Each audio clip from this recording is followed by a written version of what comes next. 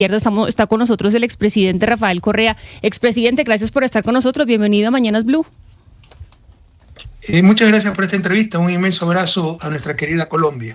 ¿Y cuáles son sus primeras percepciones sobre lo que está sucediendo? Pues sabemos, por supuesto, que usted ha sido una persona que fue allegada al chavismo, al proyecto chavista y a Nicolás Maduro. ¿Cuál es su percepción con lo que está viendo ahora con un Nicolás capturado y siendo acusado pues por múltiples crímenes, y la reacción de muchos de los venezolanos que están viendo esta fotografía pues con satisfacción, porque es un señor acusado de crímenes muy graves, de lesa humanidad, de abuso de los derechos humanos, de tortura y demás? ¿Cómo usted pone en la balanza estas dos situaciones que estamos registrando en Venezuela y en el resto del mundo? Aquí no se trata de ser allegado o no, mi querida Jennifer. Se trata de elemental sentido de justicia, derecho internacional, visión civilizatoria. Porque se está atentando contra las bases mismas de la civilización. Es la ley del más fuerte. Ya no existe soberanía, no existe Carta de Naciones Unidas, no existe derecho internacional. Le pongo un ejemplo. En 1989 derrocaron a un dictador de derecha totalmente corrupto, puesto por ellos mismos, era agente de la CIA, Manuel Antonio Noriega. Yo era estudiante en Bélgica, lamentablemente no era una persona pública, pero lo rechacé con toda mi fuerza porque no se puede invadir un país. Aquí no se trata de que sea derecha o izquierda, se trata de principios fundamentales, básicos. Y así como usted dice que hay venezolanos que celebran la captura de su presidente, hay muchos otros que lo rechazan. ¿Y cómo vemos esto? Estaba escuchando las informaciones que usted mismo estaba dando, esperando esta entrevista, que están pensando cómo repartirse el petróleo venezolano. Por favor, eso es atroz, pero no pasa nada, es algo insólito, pero ya lo incluso naturalizamos. La humanidad entera debe pararse, oponerse a tanto abuso, independientemente de que haya sido Maduro, que haya sido Uribe, derecha, izquierda, quien sea. Pero, a ver, expresidente, la situación del multilateralismo que usted trae a colación no solo involucra a Venezuela. Bueno, vimos lo que está pasando con Rusia y Ucrania. Hace 3 años que hay un conflicto y en medio de una reunión del Consejo de Seguridad, Rusia se adentra en Ucrania. Estamos viendo lo que ocurrió en Gaza o en el actual de Israel, y lo que hace Naciones Unidas es simplemente publicar comunicados. Está pasando lo de Venezuela y Naciones Unidas publica un comunicado. A ver, ¿cómo queda el multilateralismo en este momento? Porque aquí lo que estamos viendo es que aquí la gente hace lo que le venga en gana y punto, porque sabe que tiene vía libre.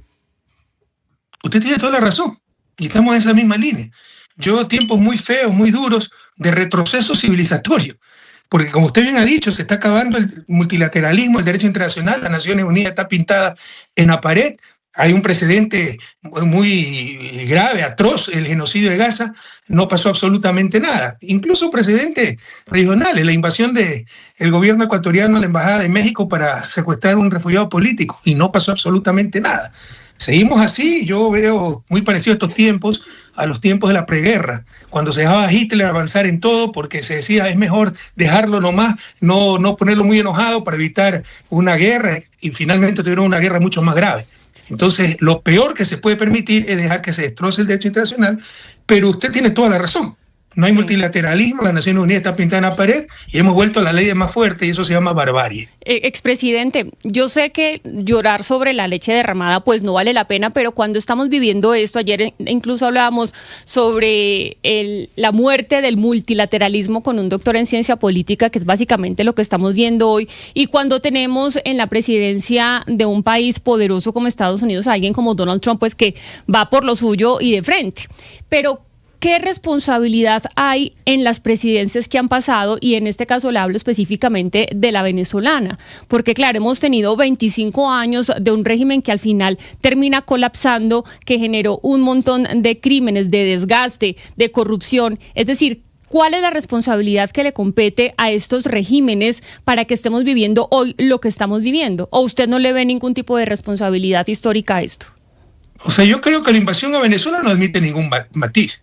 Y poner matices, que sí, que es más o menos como decir la chica culpable también de la violación por usar una minifalda, me parece ser cómplice de la atrocidad que se ha cometido. Yo creo que eso no admite ningún matiz. Pero sus comentarios sí, reflexión más que matiz. Seguramente usted conoce el proceso venezolano, las personas como Nicolás Maduro, como Hugo Chávez, el gobierno, mejor de lo que yo conozco. Pero yo no sé los crímenes atroces que se han cometido, y obviar otro atentado al derecho internacional como es el brutal bloqueo aplicado a Venezuela, que si se lo aplicaran a Colombia, ¿cuántos meses duraría Colombia? Si se lo aplicaran a Ecuador, ¿cuántos meses duraría Ecuador? Si le bloquearan el cobre a Chile, ¿cuántos meses duraría Chile sin colapsar? Es una economía de guerra, una situación tremendamente extraña, pero se la juzga como que si no ha pasado absolutamente nada. Yo creo que, con todo respeto, es un reduccionismo inaceptable. Sí, expresidente, pero con todo respeto también, ¿no le parece a usted que comparar o decir que hay un crimen atroz, que se está violando el derecho internacional humanitario, con lo que pasó con Nicolás Maduro, pues también es un poco contradictorio, porque pues también estábamos viendo que en su régimen hubo tremendos crímenes atroces de lesa humanidad contra toda la población venezolana? Vimos capturados a los cuales se les violaron todos los derechos, personas que resultaron muertas en medio de balas en esas protestas masivas que vimos en Venezuela. ¿No le parece un poquito contradictorio comparar lo que pasó con esta salida de Estados Unidos de Nicolás Maduro y no alzar la voz por todos los crímenes que cometió el régimen durante tantos años? Yo no sé qué canal de televisión está viendo usted, les recomiendo ver otros informativos, porque todo lo que ha descrito... No, es que esto lo reportaron todos los medios del mundo entero. Protestando, pero el entrevistado soy yo, me quería Jennifer. No, le habla Lina María Sandoval. Lo he visto por televisión, he estado ahí, lo he palpado. Cómo la derecha quemó vivos a jóvenes de 16, 17 años. Cómo hubo 44 muertos con las protestas violentas organizadas por la derecha. Y cómo se ha pretendido permanentemente desestabilizar el régimen venezolano. Le inventaron un presidente ficticio, Juan Guaidó. Con drones trataron de asesinar a Maduro. Bloquearon brutalmente los ingresos petroleros de Venezuela. Expresidente, con todo respeto, yo soy de la frontera y lo he vivido también en carne propia. No pasado absolutamente nada. Expresidente, yo soy de la frontera y lo he vivido también en carne propia. Vi llegar una migración desbordada a la ciudad de donde soy. Vi gente perderlo todo. Vi personas detenidas. Vi personas que les arrebataron a sus familiares en su cara.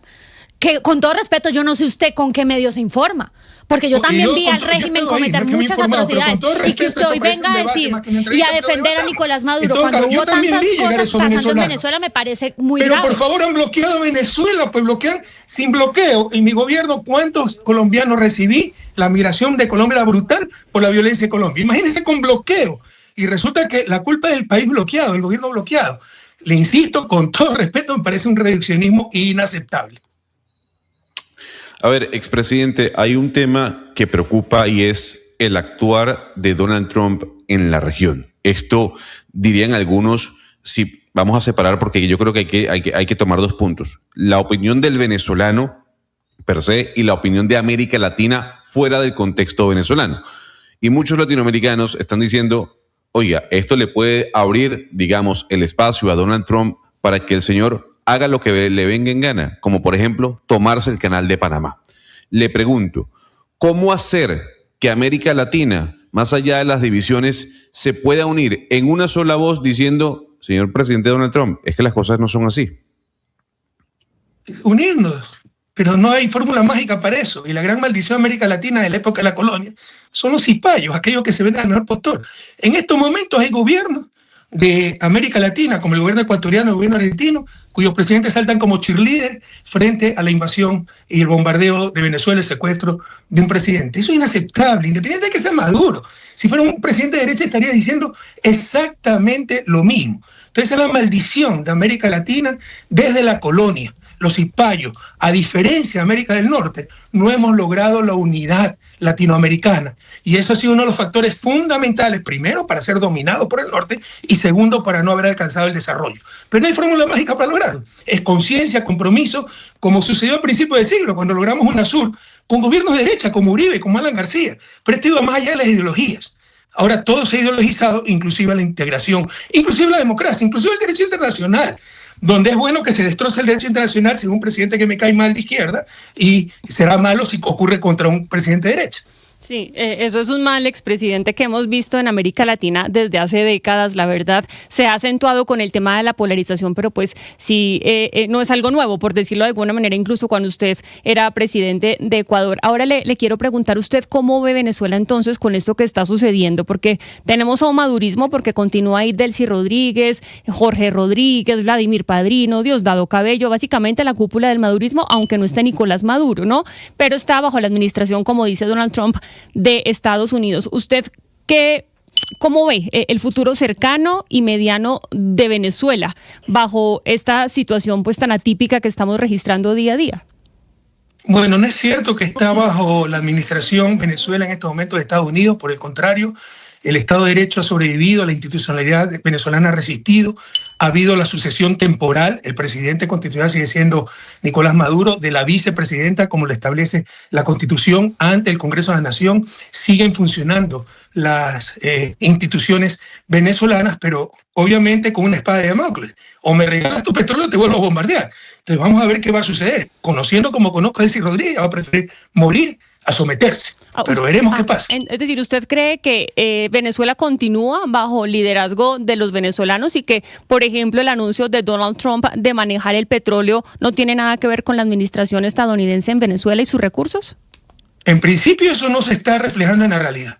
Veremos qué pasa en el futuro, pero además lo que más quería Venezuela era inversiones petroleras. Ya había un convenio con Chevron que lo hizo fracasar después el propio Donald Trump.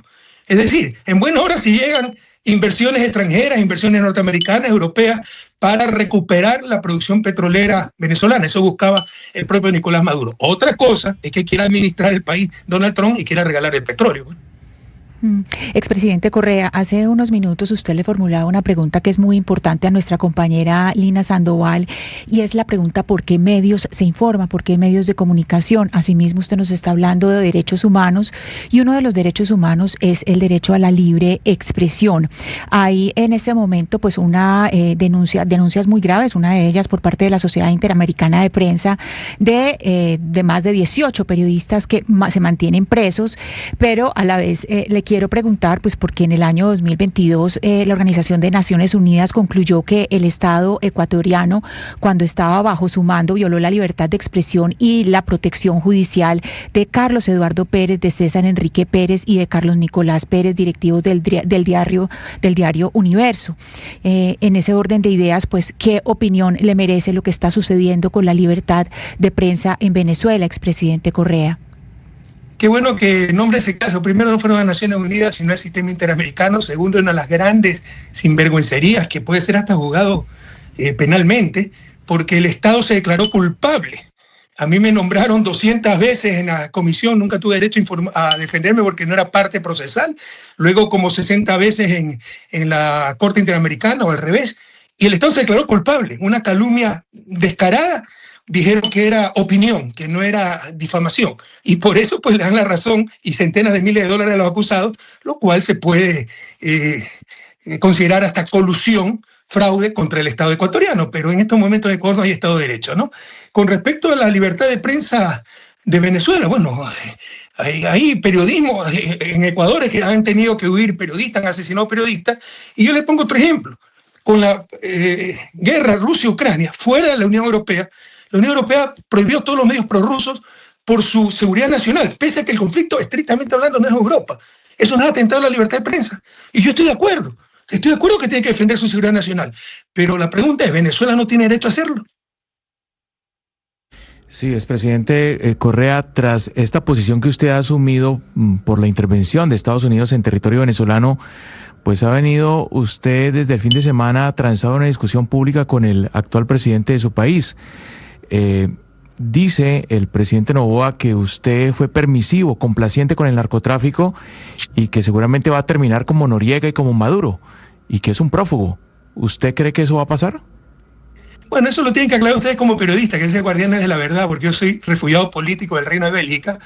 No creo que Bélgica sea un estado corrupto y no creo que la justicia belga sea de menor calidad que la justicia, entre comillas, ecuatoriana. Pero mire, si alguna preocupación tenía, ya me la disipó Noboa, porque nunca cumplió una promesa. Entonces prometió meterme preso, perseguirme, nunca cumple absolutamente nada, ¿no? Es un pobre fanfarrón que no sabe ni lo que dice, le queda muy grande el cargo de presidente, pero gracias a Dios toca usted este tema, porque una de las acusaciones contra Maduro era que dirigía el Cartel de los Soles. Ahora resulta que el Cartel de los Soles no existe. Pero Noboa declaró el Cartel de los Soles como organización terrorista. Le puedo mandar los videos en que su bloque de asambleístas, y él mismo decía, ya tenemos las pruebas de la vinculación del Cartel de los Soles con el crimen organizado en Ecuador, con el correísmo, con la Revolución Ciudadana. Tenemos informes de inteligencia de la estructura del Cartel de los Soles. Y resulta que el Cartel de los Soles no existe. Es un papelón, un bochorno internacional, pero Bueno, en Ecuador le tapan todo a este pobre hombre, ¿no? A ver, expresidente, usted ha dicho que ha sido parte del equipo económico del gobierno de Venezuela. Ha trabajado. Somos asesores económicos de Venezuela. Ajá, hemos hecho un milagro, porque un país bloqueado que sobreviva ya es un éxito, ¿no?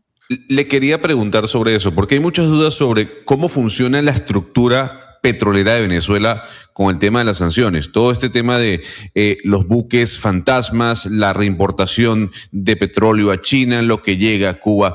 Usted siendo asesor del gobierno de Nicolás Maduro, económicamente, ¿cómo se maneja Venezuela? ¿Cómo se mantiene? ¿Cómo se produce petróleo y cómo se vende? Bueno, la producción petrolera se redujo de 3 millones de barriles a 300.000. Se la ha recuperado, gracias a Dios, a 1 millón. Se vende lo que se puede, tarde malo nunca, con grandes descuentos, sobre todo a China, ¿no? Porque se generó un doble mercado petrolero, el no sancionado y el sancionado, donde los descuentos son enormes, perjudicando grandemente a Venezuela. Entonces, dentro del margen que permitía el bloqueo, porque luego lo endureció y empezó incluso a robarse los barcos petroleros, Trump, ¿no? En petroleros chinos, etcétera, se exportaba lo que se podía. Yo no es que tampoco soy experto en la parte petrolera, manejo la macroeconomía, asesor en la macroeconomía, pero obviamente hay un factor fundamental, el ingreso petrolero, y felizmente se ha recuperado, pero la tercera parte, menos de la tercera parte, mucho menos, la tercera parte de la producción de antes, y los ingresos no llegarán ni a la cuarta parte. Hay, expresidente, hay quienes dicen que el cerebro de la economía venezolana, incluso los informes lo plantean así cuando se habla de que Donald Trump está teniendo comunicaciones y Marco Rubio con el gobierno de Venezuela, es Delcy Rodríguez. Usted que trabaja de la mano con el gobierno venezolano, ¿es Delcy Rodríguez, digamos, la cabeza del cerebro? Con Delcy.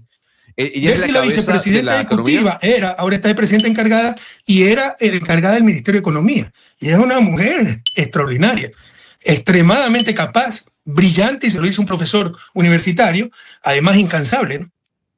Pero entonces una última pregunta, expresidente. Si Delcy Rodríguez es la presidenta interina encargada, la real cabeza ahora de Venezuela, ¿ella está entonces viendo con buenos ojos este anuncio que nos comentaba nuestro compañero Lucas, del ministro de Energía, de que Estados Unidos va a controlar entre 30 y 50 millones de barriles de petróleo de Venezuela?